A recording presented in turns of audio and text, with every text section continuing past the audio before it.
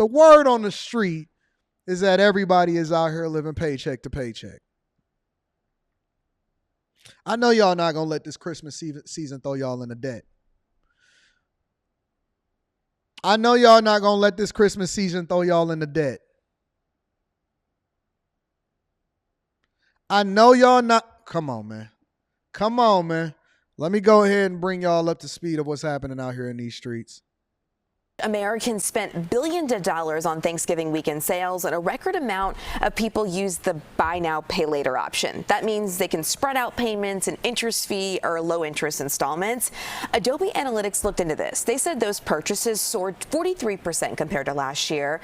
And research shows that the buy now, pay later plans are disproportionately used by people who have low credit scores or debt, and the option may actually get them deeper in a hole.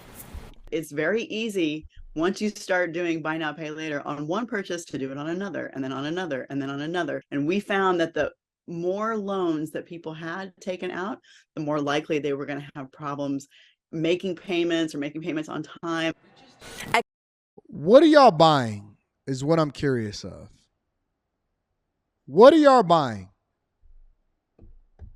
Now, if you got it, then spend it.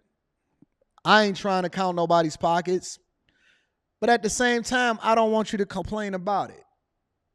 If you got it, then go get it. I'm all for it. Have a good time. Go get the cars. Go get the cribs. Go spend time. You know what I'm saying? Go get your Burberry scarves and the good coats and all of that stuff. If you got it, then go get it. But having it means that all of your bills is paid, that you have zero debt,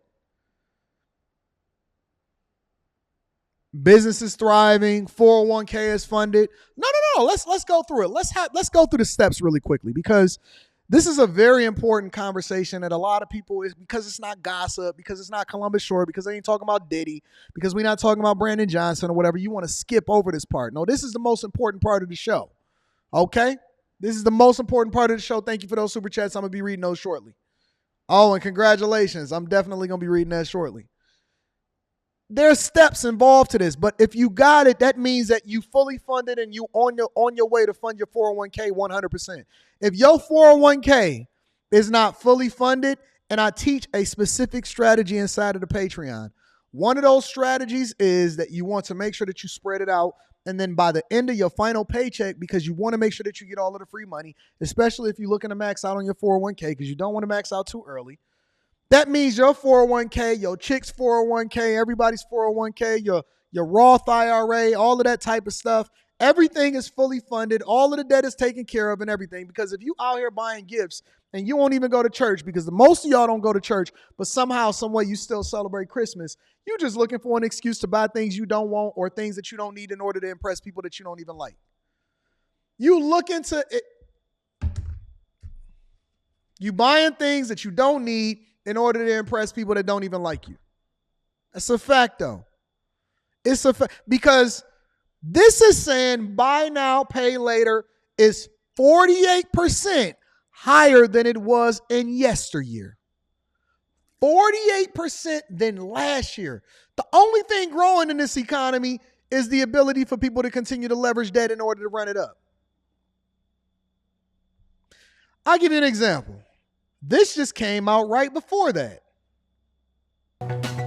First-time jobless claims rose again last week. That's according to new data from the Labor Department. Initial claims reached 218,000 for the week ending November 25th. That's up 7,000 from the previous week.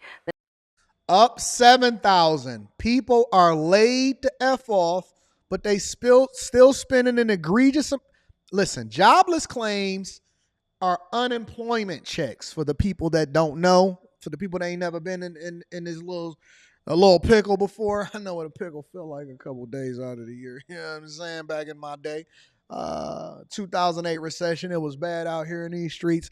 Jobless claims up 7,000, more than it was from the previous week, means that people ain't getting no money and they out here getting unemployment checks, okay? The number of people in the U.S. collecting unemployment is now at its highest level in 2 years. A new Bankrate survey finds about 2 in 3 employed Americans received a pay raise since October of last year. However, 60% of workers say their income has not been enough to keep up with inflation. More than half of those who got a pay bump said their pay lost ground to inflation. So you making less money when you start to account for inflation. You got a raise, but it didn't actually beat the rate of inflation. So your lifestyle is actually worse off than it was in previous years because you don't have another piece of income or multiple streams of income in order to subsidize your standard of living, and you become interdependent on your paycheck in order to survive, right? So most people, more than half, overwhelmingly, 60% of people are saying, almost 2/3 of people are saying that their income is not enough to be able to keep up with inflation, and we out here suffering. Yet debt has exploded and skyrocketing, and the ones that are most likely to use credit, that's what it just said on the previous video. The ones that are the most likely to use credit are the ones that can't afford to use credit. So if you're trying to tell me that credit is so awesome, because it can be, and I'm going to break that down in the next segment of the show, it can be something that's absolutely awesome. If you're trying to convince me that credit is so awesome, then how come the people that's not supposed to use it, and then you hold me accountable and you say, well, Anton, how come you don't teach people about credit? I need to teach people about finances and understanding how money works before we can start teaching you how it is that you're supposed to be trying to get your credit together. Your credit don't mean nothing if you don't understand how to use money. If you're voluntarily ignorant, meaning that you don't have to be, we have more information and more access to it than we ever have before, but you continue to find yourself in this space, then that means that we have an issue. We have an issue, and the issue is not just whether or not you got a good credit score. The issue is whether or not you should be leveraging this the way that you're leveraging it in order to continue to run up the bag. CBS News business analyst Jill Schlesinger is here with us now. Jill, it's good to have you in Studio 57. Yeah, well, because I always see you in 1515. But, you have not been here when I've been here. Really? I've missed you. I walked onto the set. I said the dream team is here. You did say that. All right, so let's dig into this. So according to Bankrate, the numbers suggest that workers say that their income is not able to keep up with the rate of inflation. There are some things that are cheap, but then there are other things that are kind of expensive. Well, I think that we have to remember that each person's situation is so different, and I think that we conflate a lot of things. So let me give you an example of this. I can tell you right now that wage growth is outpacing inflation through the last month of data. Sounds great, but it has nothing to do with any person sitting at home who says, wait a second, Jill. Yeah, I did get a wage increase over the last year, but for the 2 years before that, when inflation was bubbling up, I couldn't keep up. I had to spend down my savings. I did go into more debt. That debt costs me more money now, and now I feel crunched. So And she's wrong, because nobody genuinely asked the question. I'm going to explain it to you in this next video. Nobody genuinely asked the question, what is your lifestyle? Because 99% of the things that you see happening within our society is a self-inflicted wound, meaning you decide to have 5 kids out of wedlock.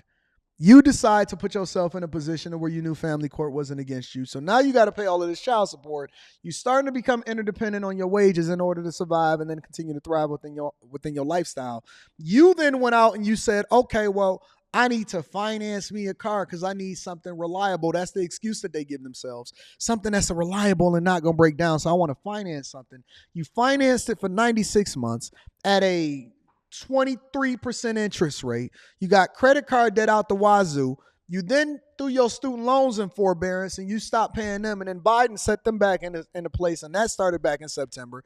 And now you want to complain about credit score and that you ain't making enough money.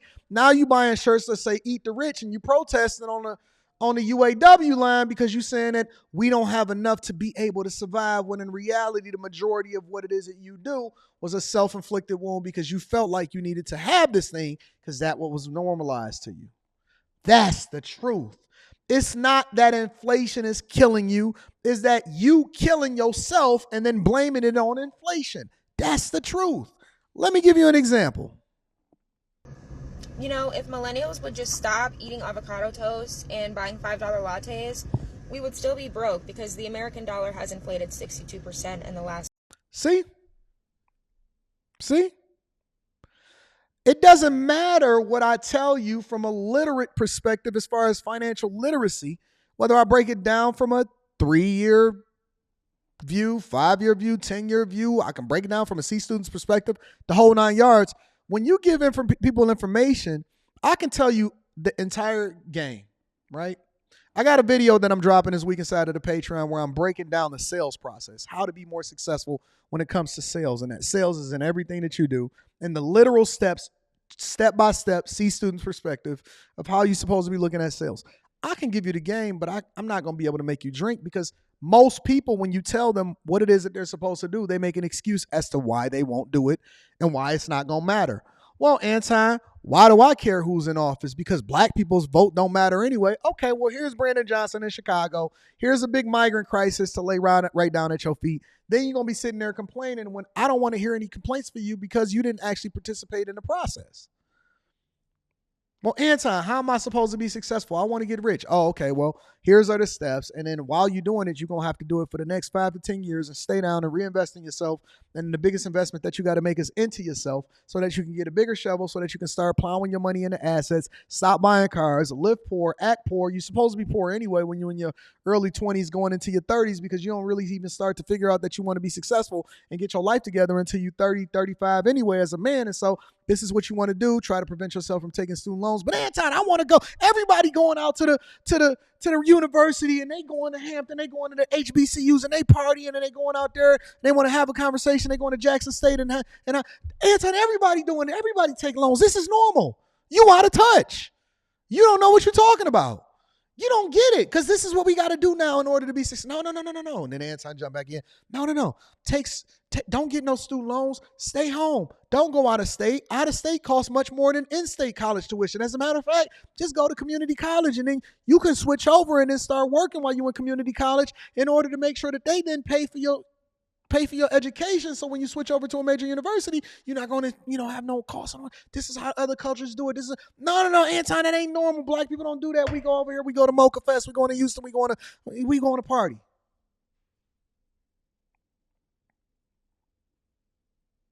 Then I say, okay. Then I go pick up a new Rolex, and then they want to hold me accountable for having a new Rolex. You said don't buy stuff. No, I said that I stayed down for like 10 years before I started spending money so that I could actually do what I want to do when I want to do it. Oh, no. That was a bar. You missed it. I just dissed you. My bad. My dog A-Bird was just here, and so I'm into the whole battle rap thing. No, I really did just buy a new Rolex this morning. No. Not used. No diamonds, no. See, the reason why I got this one on is because I'm fully expecting for it to be delivered. Oh, you don't believe me. You thought I was just talking. You thought that it was a thing. Anton liked to bring up the receipts. Hello. Hey, where you at? I'm at the mall. What you at the mall doing? Shopping. Shopping for what? Lester's Christmas. Did you pick me up something? Oh yeah, I didn't know if you wanted me to say that or not. I don't be knowing about it. Yes. What you pick me up today? Another watch. What color is it? Rose gold. Rose gold what? It's a rose gold Rolex. Ooh, 40 millimeter? Yes. Presidential? Yes. She still got my Sky Dweller on order too? The rose gold one of that? Yes. Okay. All right. I'll do an unboxing for the people tomorrow. I'm getting this on size tomorrow. I don't know if that's okay. Yeah, that's fine. No, I'm talking junk. I'm not. Okay, don't worry about it. Bye. Bye.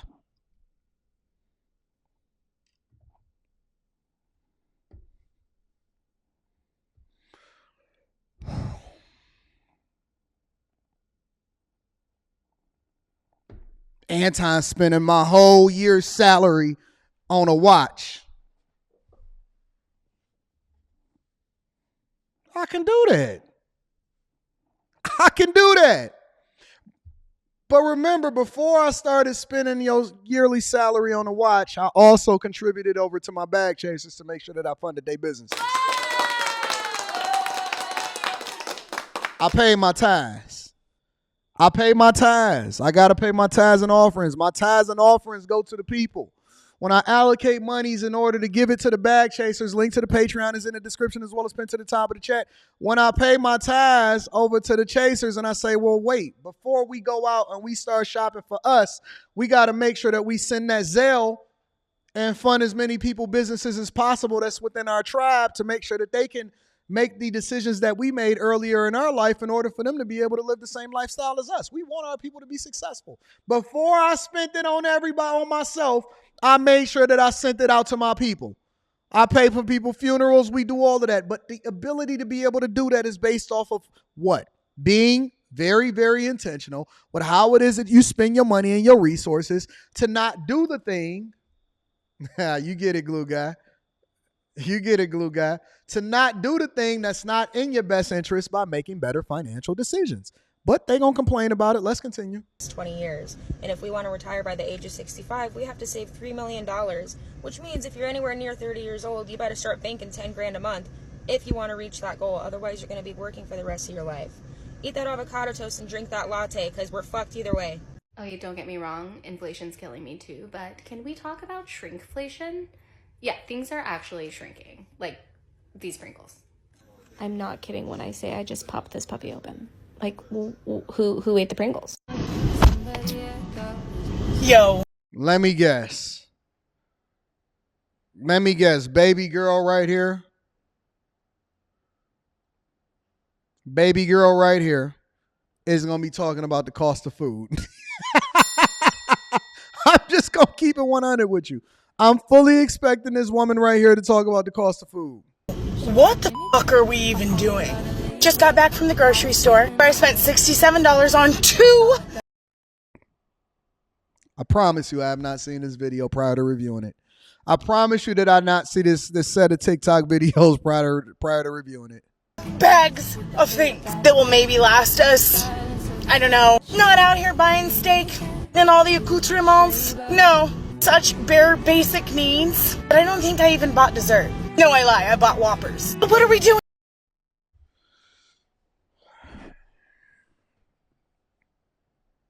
I'm not going no further. I'm not going no further. You can't make this stuff up. Seriously. You cannot make this stuff up. Right after she didn't say a Whopper, she bought Whoppers with an S. With an S. She bought Whoppers while she's sitting here complaining about food. I'm going to review the rest of this tomorrow. I'll review them. Make sure y'all hit a like for the algorithm, subscribe to the channel. Make sure y'all tuning in tomorrow. It's going to be a great show.